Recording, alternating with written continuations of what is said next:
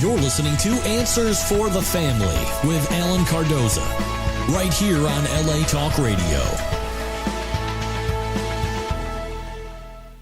Welcome to another edition of Answers for the Family. I'm your host, Alan Cardoza, and for those of you that have been listening, sending in questions and comments, thank you so much. And please continue to help spread the word that every Monday from 11 a.m. to noon Pacific time, this show will bring on special guests that can inspire, educate, and in some cases entertain, while bringing answers and options to making our lives happier, healthier, and more successful.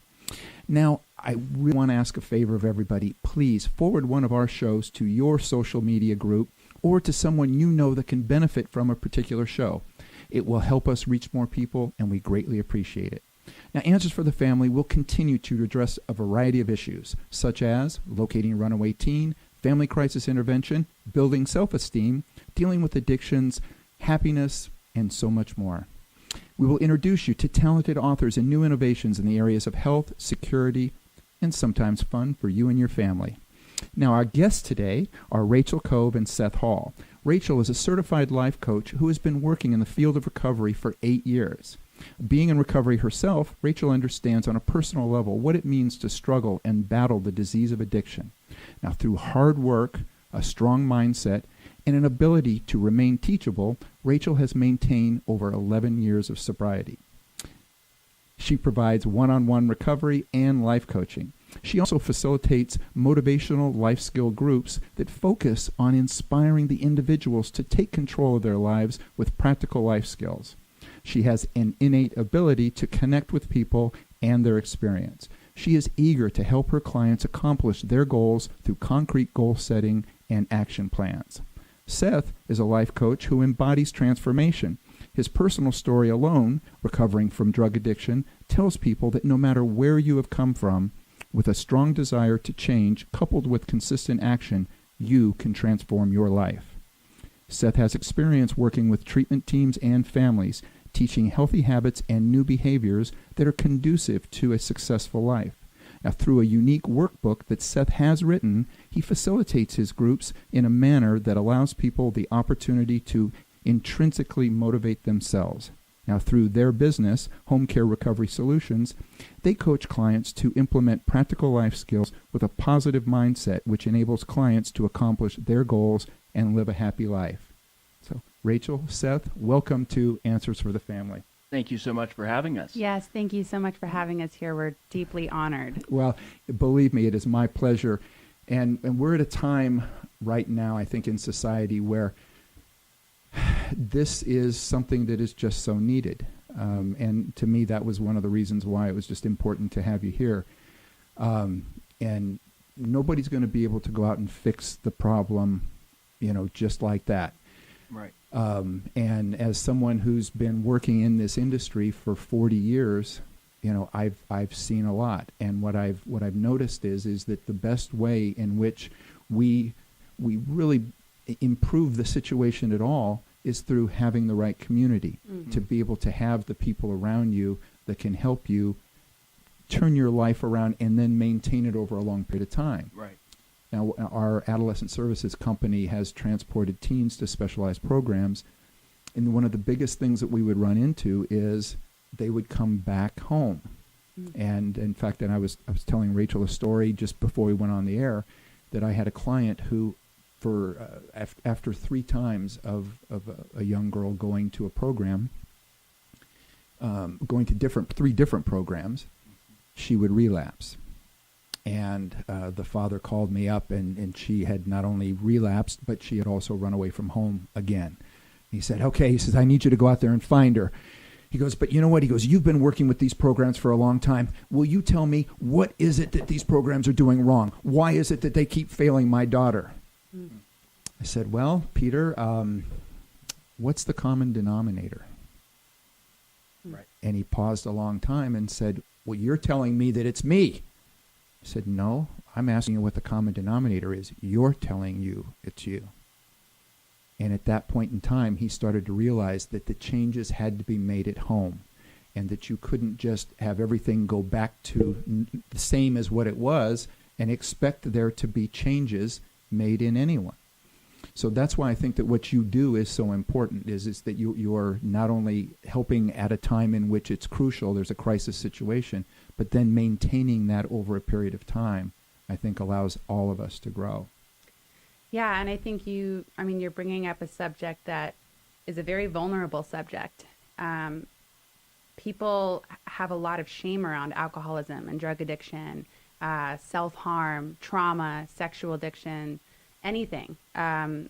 It's a problem that me personally, I talk about all the time. I talk about it to normalize it. I talk about it to make other people feel comfortable.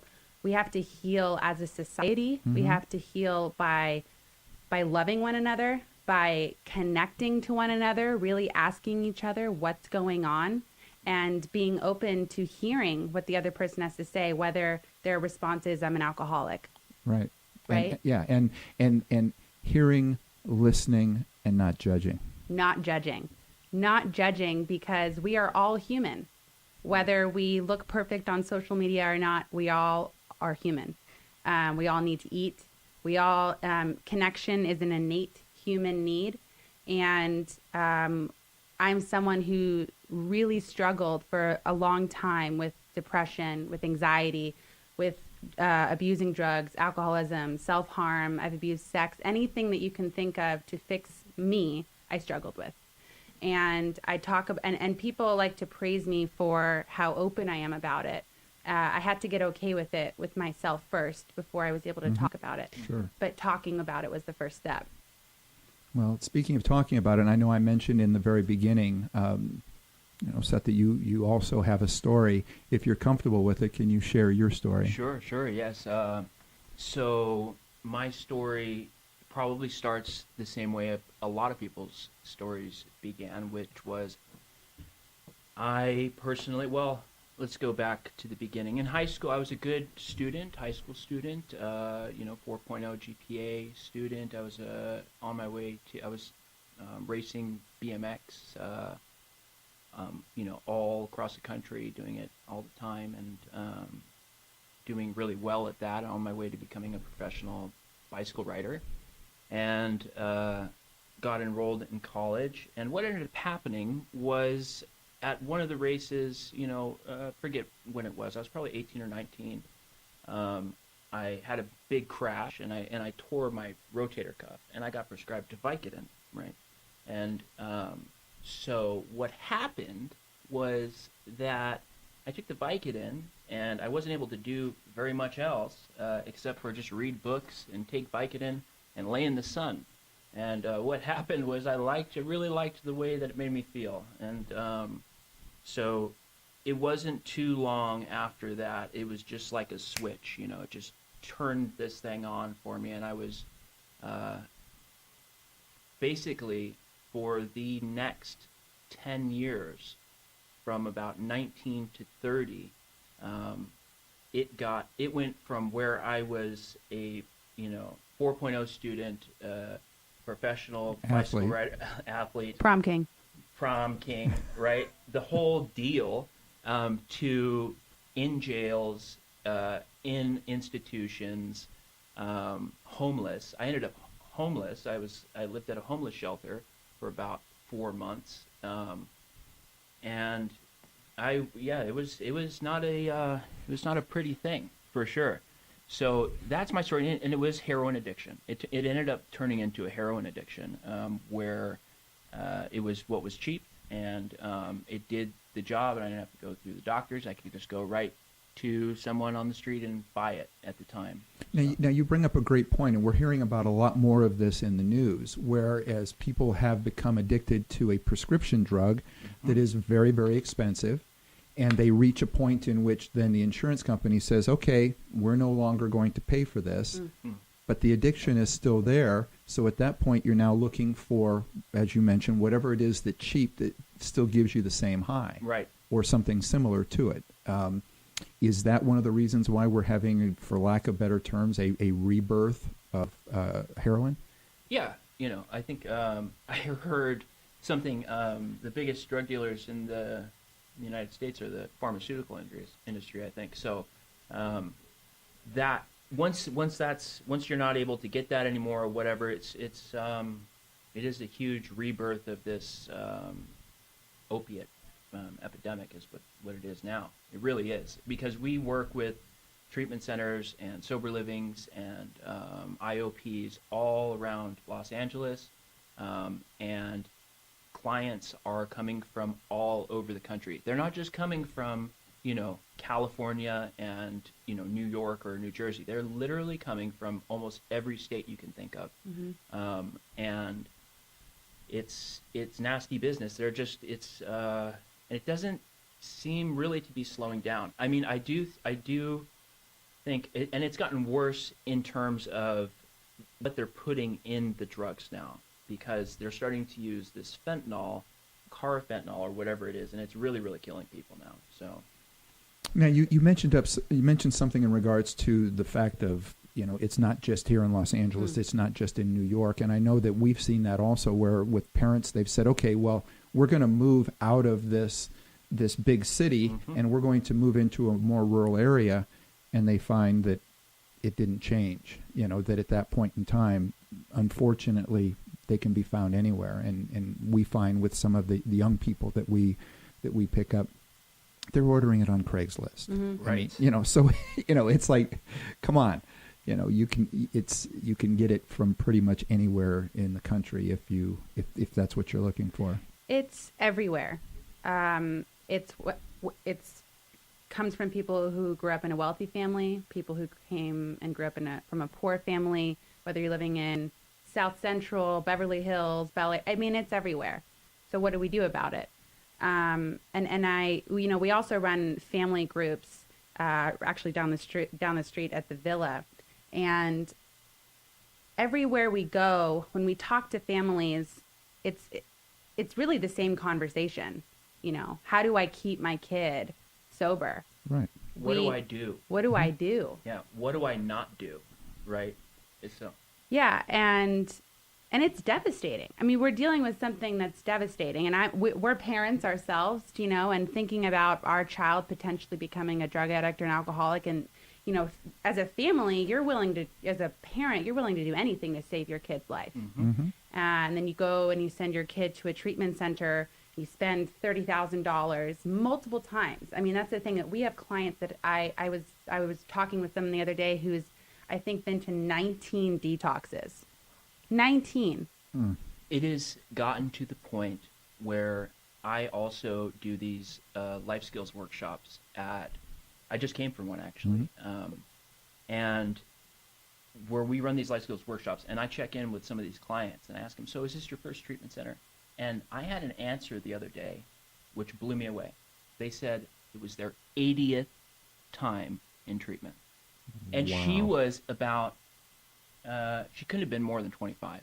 So what they're doing is they're actually using the insurance that they have to just jump from one treatment center to another, to another, to another. And they just live in the treatment center for 30 days or 90 days, and then they go to the next one, and then the next one, and then the next one.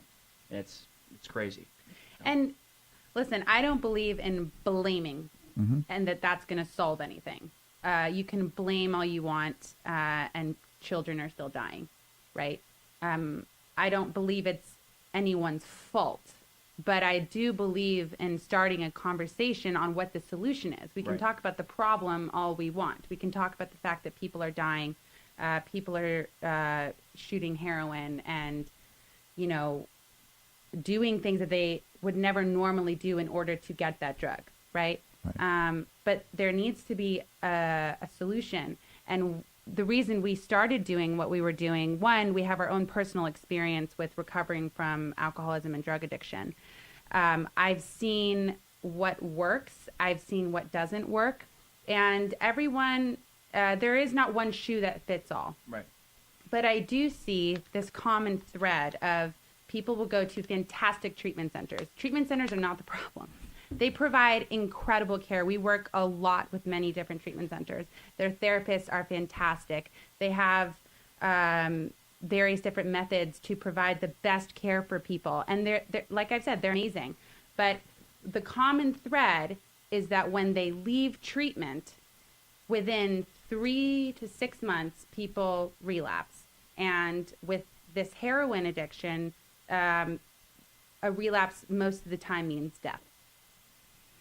And you bring up a good point. It's something to share on that. And I really wasn't going to touch on this part of it, but because you brought that up, share a little bit about the concept of why it's killing them, because I don't think a lot of people realize about the body that builds up a tolerance to something to where you're now taking something for a period of time, and then the 3 to 6 months off, that if you go back and you take that same dosage that you had, that's why it kills you. Right, and it doesn't even have to be the same dosage. It could be even less than you were doing before. And it's just the body is not used to it anymore, and especially now that it's cut with this other stuff. I mean, I saw a photo of what it looks like. They showed the amount that was needed for an overdose on a penny, right? And it's just like it was a little speck of this stuff that they're putting in there. It's not even. You wouldn't think that a little speck, it looks like a grain of sand, is how much is required of this stuff. So, that's another big reason why people are just dropping like flies. It's because of that, and also because they don't have the tolerance that they had when they get out. Right. Well, now a lot of people would say that one of the most difficult things anybody can do is to not only beat it for yourself. Mm-hmm. Okay, that's a lot of work, to do that.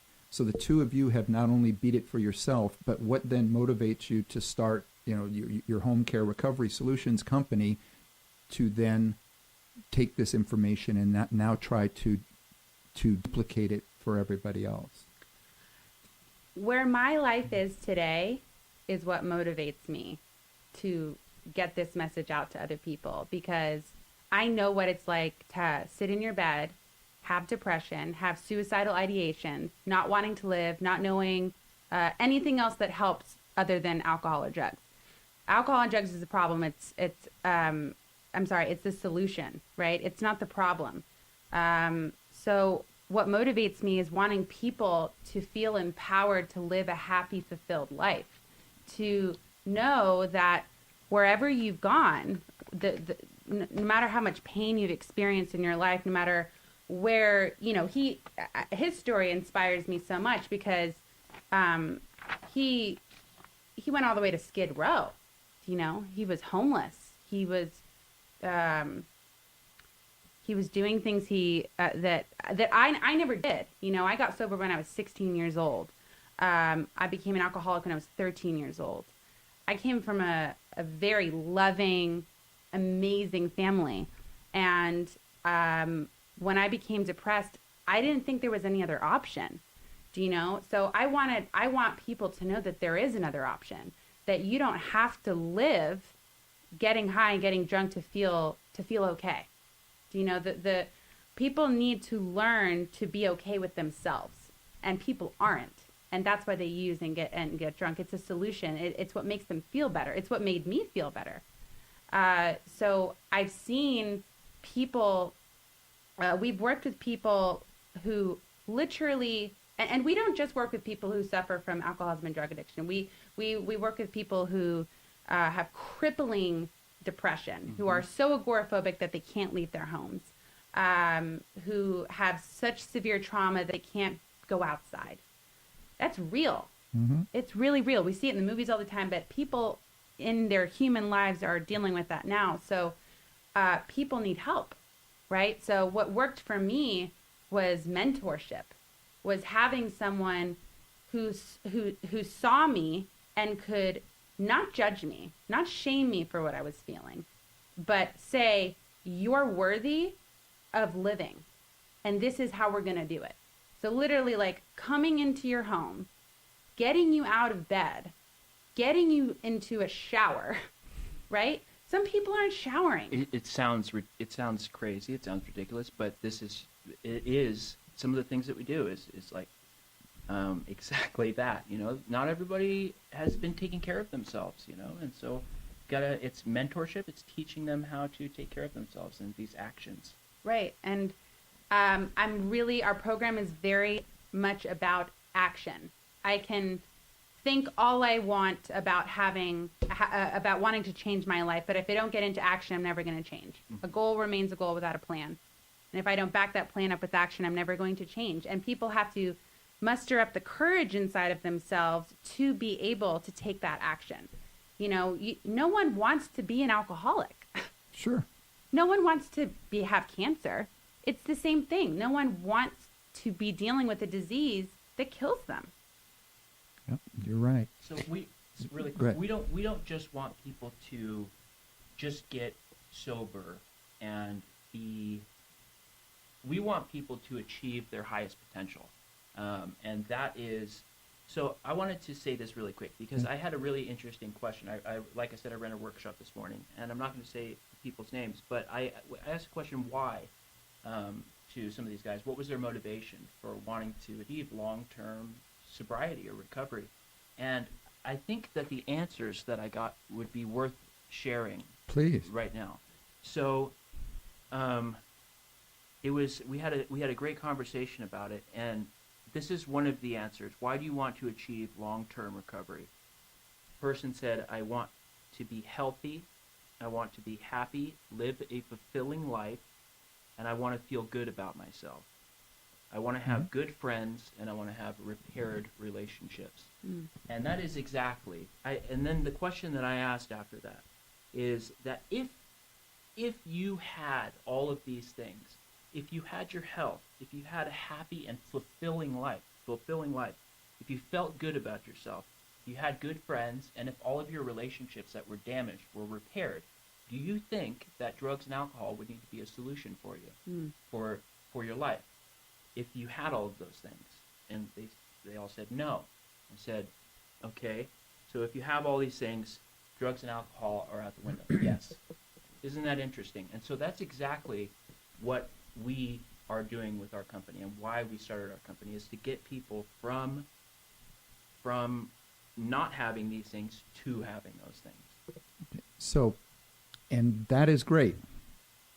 The reality of it is we're not all going to get that. In other words, we're all going to have a relationship stressor at some point in time in our life.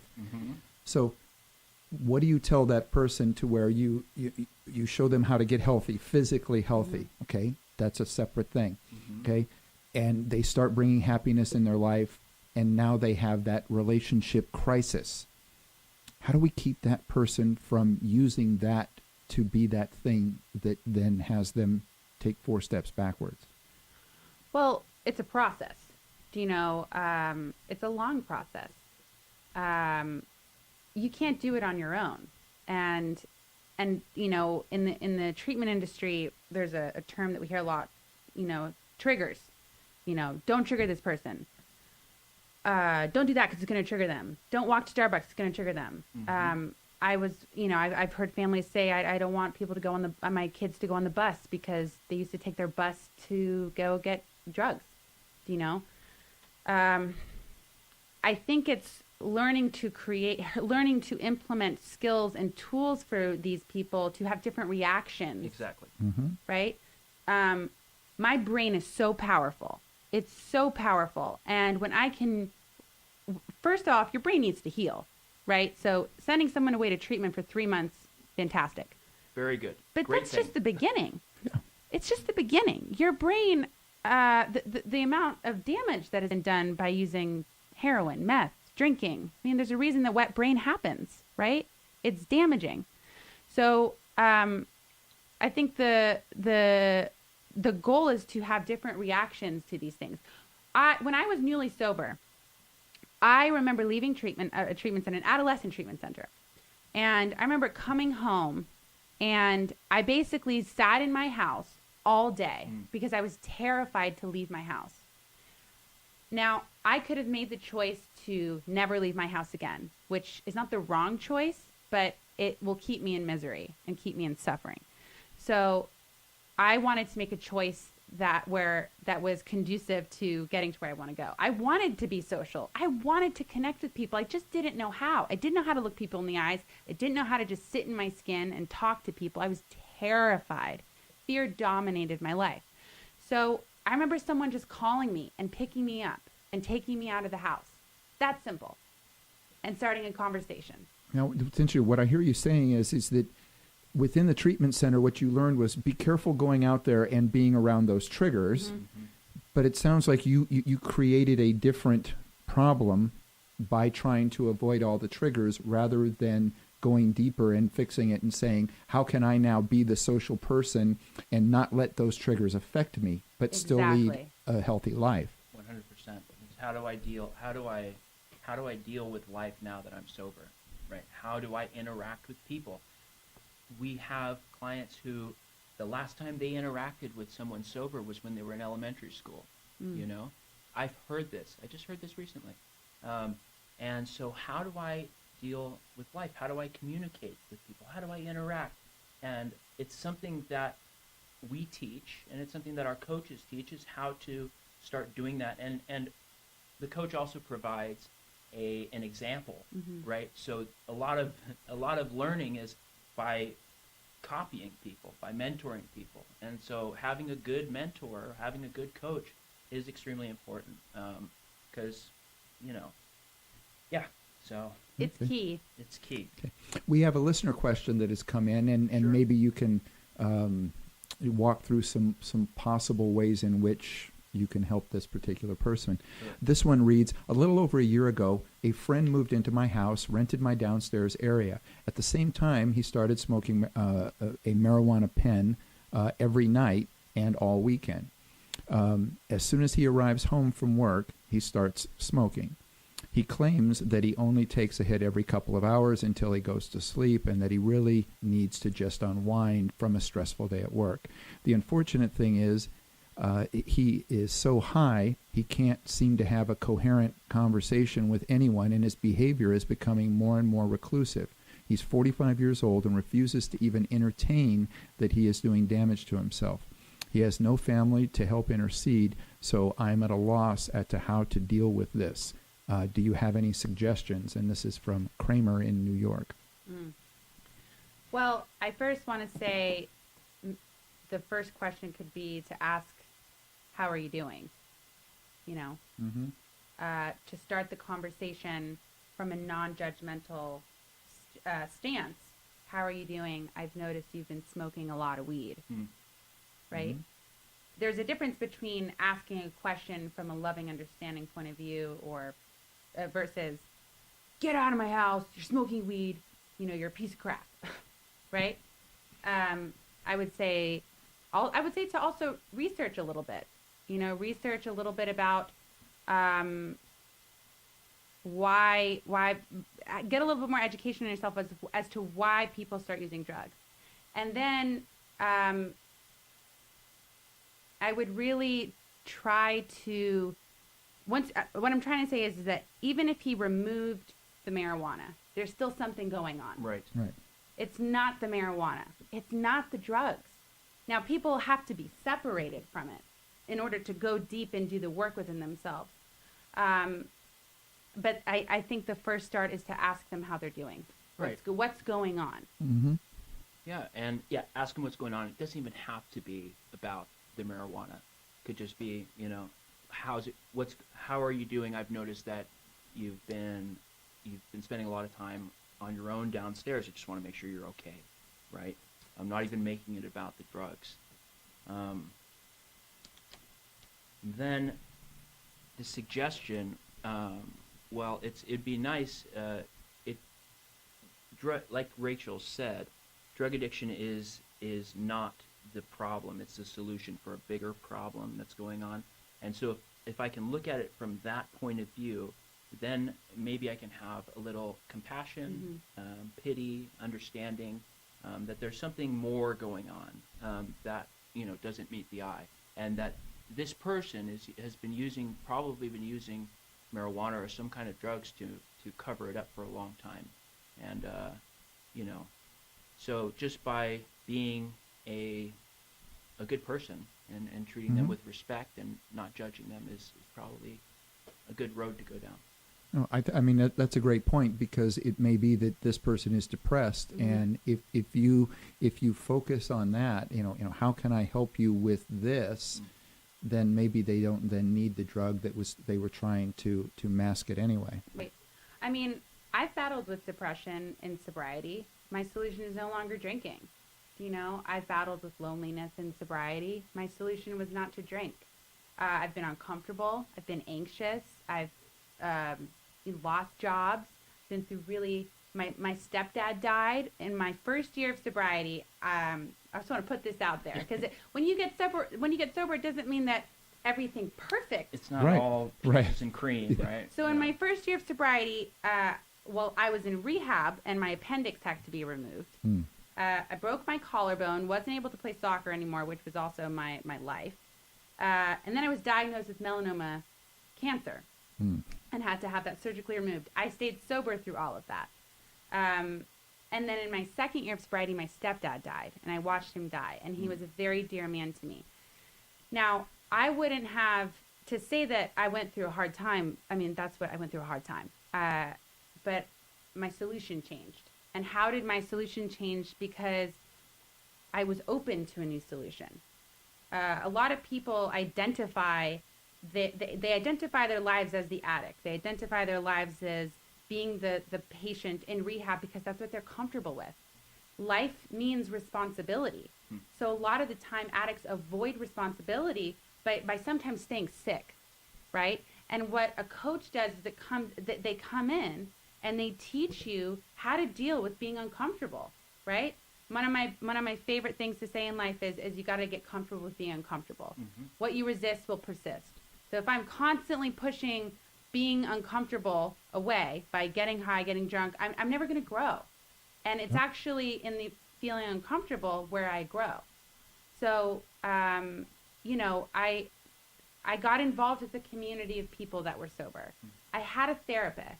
I had mentors where simple questions like, how do I walk outside sober? How do I go to a party sober? I was terrified to dance sober. How do I dance sober? But I need to be, people who are addicts and alcoholics, in general, I mean, as humans, we need to be around people. But addicts and alcoholics, we really need to be around like-minded individuals that understand where I've been, how I got there, and what I can do about it. That's great. We're talking with Rachel Kove and Seth Hall. If you want to follow along with us, you can go to homecarerecoverysolutions.com. You can go to their website. You can follow along. We're going to take a break right now, but we will be back. You are listening to Answers for the Family. Founded over 30 years ago to meet the needs of families in crisis, West Shield has continually focused on resolving issues that negatively impact families and businesses. Our signature therapeutic transportation service helps to ensure that adolescents in crisis are safely transported to specialized schools, programs, and treatment centers with unsurpassed experience and success. We are supported by our full-service licensed investigation agency that has legally, professionally, and compassionately located hundreds of runaways and teens. We are experienced and qualified to help, offering solutions which may include referrals to our international network of top professionals in the fields of educational consulting, psychology, psychiatry, and investigations. Simply put, West Shield Adolescent Services and West Shield Investigations are the best solutions when your family is facing a personal crisis. Call 1-800-899-8585, 24 hours a day, 7 days a week. That's 1-800-899-8585, or visit our website at westshield.com. Thank you. Oh, no, you did already. That's right.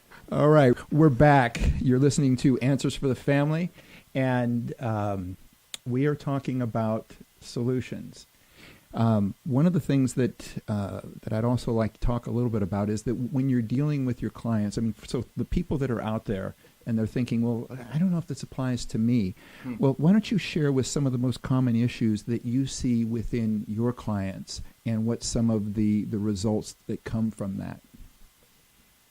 So there are a variety of different issues that our coaches work with clients on. There's everybody is a unique individual, obviously, and everybody goes through different things. But typically, we see a lot of times when there is depression, anxiety, and other things like this, there is also, or let me rephrase that, when there's substance use, there's also anxiety, depression, and all of those other things. But we also work with people who are just aren't motivated, right, and need a coach. And so we work with people, we work with clients who just maybe have been isolating, don't have very many friends, and so our coach will help them find a community, they'll help them get enrolled in school maybe, all kinds of different things like that. But typically, it's a lot of substance, depression, anxiety, and a variety of other issues as well. I would say that and I agree with everything you're saying, it's before the drugs and alcohol even started, I can guarantee you that depression and anxiety was there. I remember when I started drinking, before that was even really an option for me, I just had massive depression where I wanted to die, and massive anxiety, and there was bullying going on, and at school, or people just weren't nice to each other, and I felt isolated. And the common theme for me was no one understands me. I'm alone. I'm the only one like this, and no one can really get me. So I'm not really worthy, and I don't need to live, is where my head would go.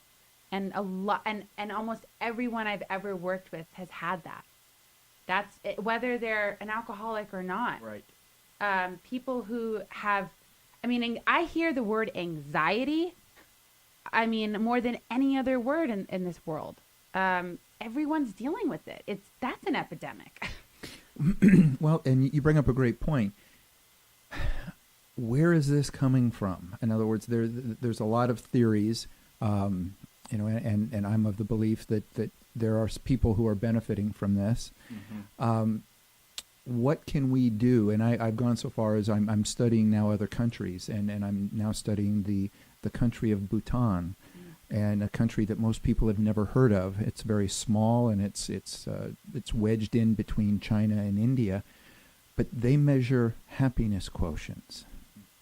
Okay, they focus on what can we do to not cause stress, to not cause anxiety. We seem to have the opposite thing going on with our media, with our politics and stuff, to where there is a motivating factor by people in those positions to try and push as much anxiety as possible, to try to push a lot of stress on it. There's a benefit that they're getting from that. What do you believe we, as the people, can do to try to reduce this, on a big scale, and then on the other hand, on a one-on-one scale, the things that we can do with those people that we're around that are dealing with this more difficultly, from a more difficult standpoint than some of us. So that there's two things. There's the big part, what can we do? But the other part is that it's already happening. One-on-one, we need to be able to help our loved ones. So what are some of the things you think we can do? Well, our society as a whole has a problem sitting still. We are so busy, it's fine. I am a very productive human. So is my husband. I love proactive, active people. We are addicted to our phones. We are addicted to social media. We are constantly looking for outside things to fix who we are on the inside. I guess I would want people to ask themselves, when's the last time I just sat and breathed? I love breathing. It's so reliable, and it's always with me. But a lot of people, I remember meeting with someone last week, and they said to me, they said, I don't even think I've breathed today. I don't even think I've taken in a deep breath.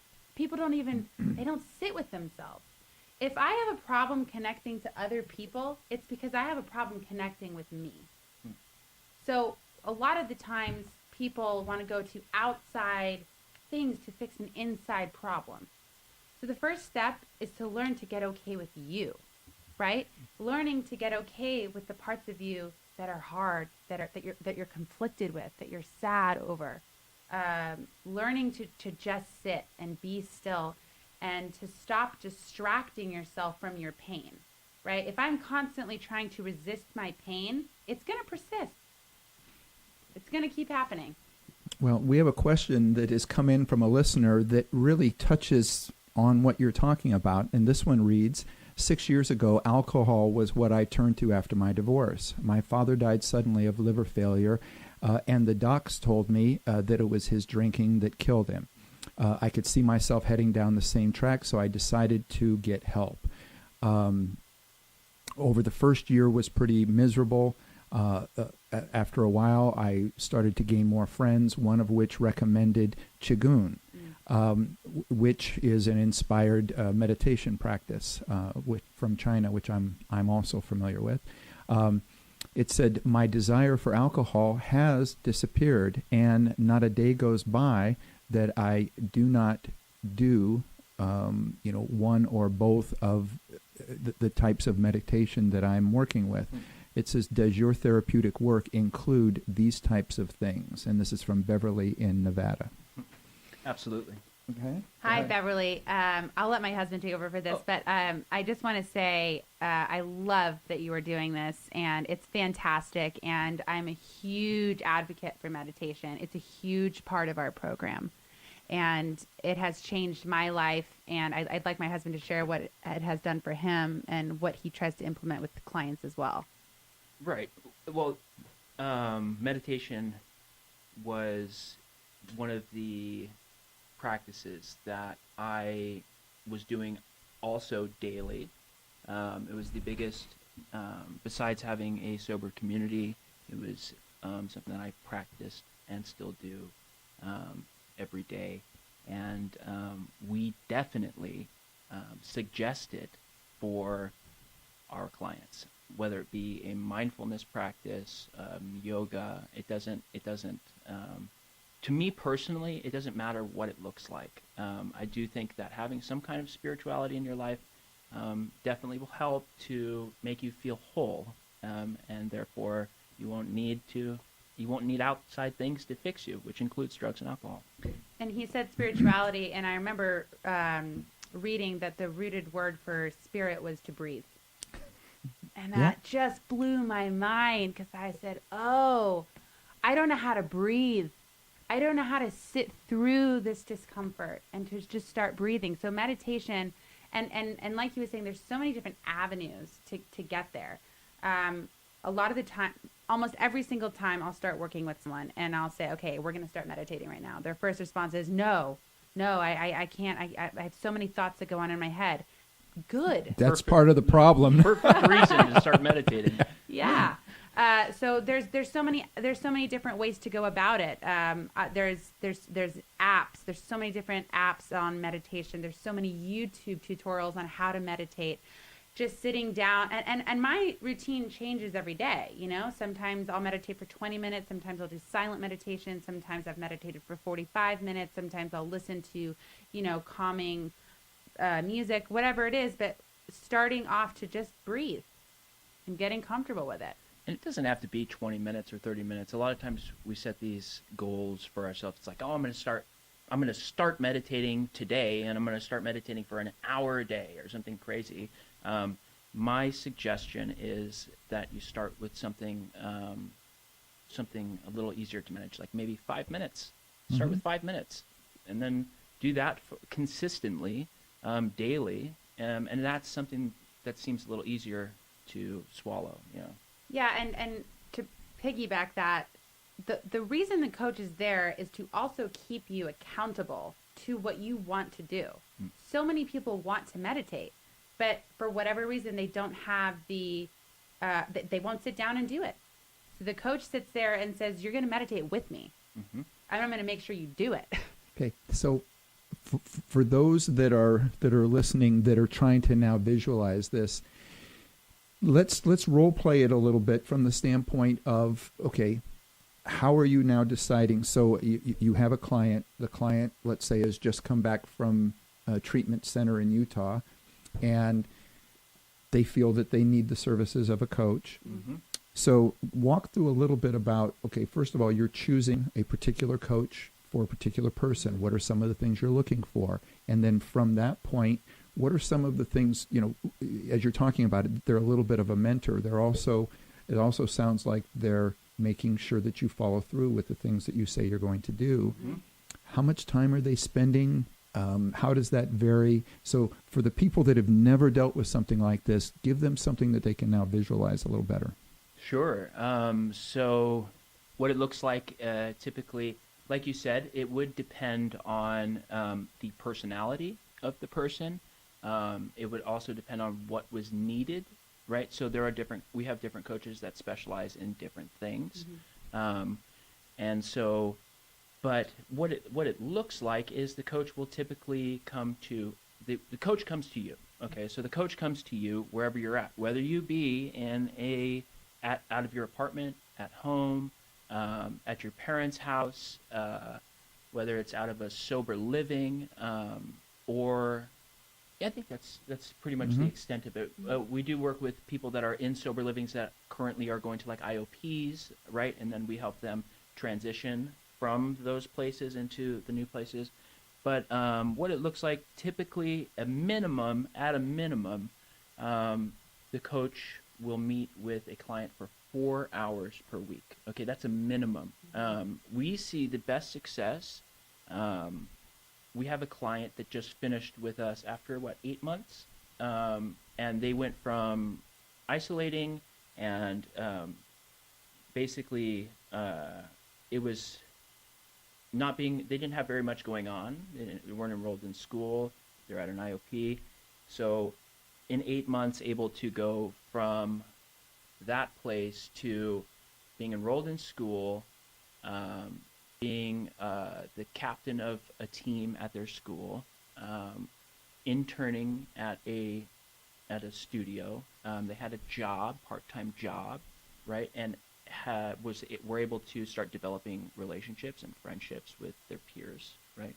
And so, and that's basically meeting 4 hours per week for 8 months or so, right? But we see the best success over long periods of time, not short periods of time. And we also see it's more effective to meet more hours than less hours because of the accountability aspect of it.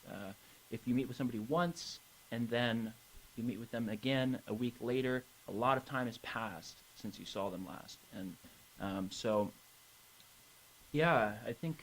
Yeah, I mean, the most important thing is initially to develop a trust and a bond.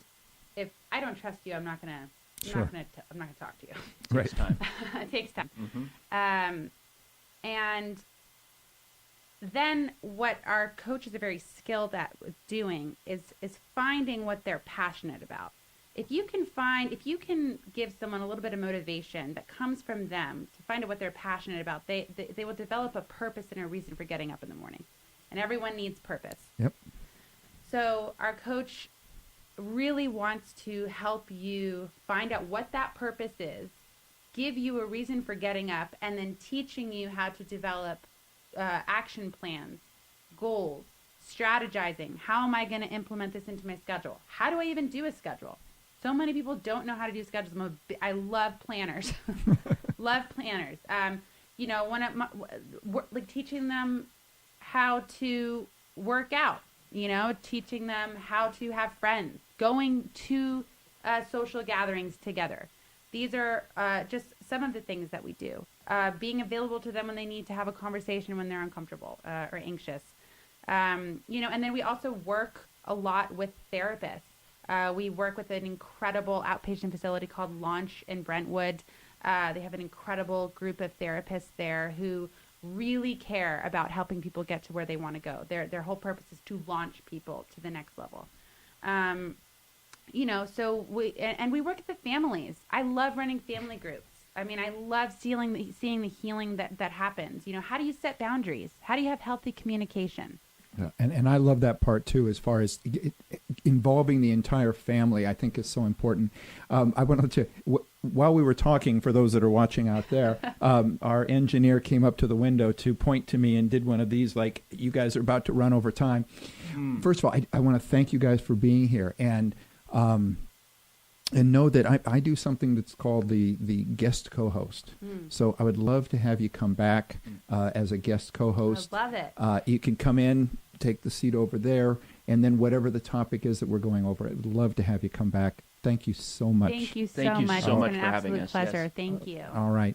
And for everybody else out there, please be sure to put us on your calendar and tune in next Monday when we will be joined by Jennifer Jacobs to discuss her new book, Do You Really Need That Pill? Kind of fits with this one, too. And please, you can visit our archives of past interviews at answersforthefamily.com. You can subscribe to the show through iTunes, Stitcher, YouTube. If you like what you hear, please leave a review. It allows us together to reach more people and to make a positive difference in the lives of others. If anybody wants to reach you guys directly, what is the best way for them to do that? Please check out our website, homecarerecoverysolutions.com. Follow us on Instagram, Home Care Recovery Solutions, and Call my cell phone. yeah. There you go. If you want to give it. Yeah, 80. That's fine. Yeah, 805-689-8599. Call my cell phone and we can talk. If you have a son or a daughter or yourself, if you need help, be happy to help you out. Yes, we really want to help and are super passionate about this. All right. And for everybody out there, don't wait till Thanksgiving. Tell somebody how grateful you are to have them in your life. And I want everybody to know that I am grateful for all of you for taking the time to listen to the show. For everybody out there, be good human beings and be with us again next week on Answers for the Family.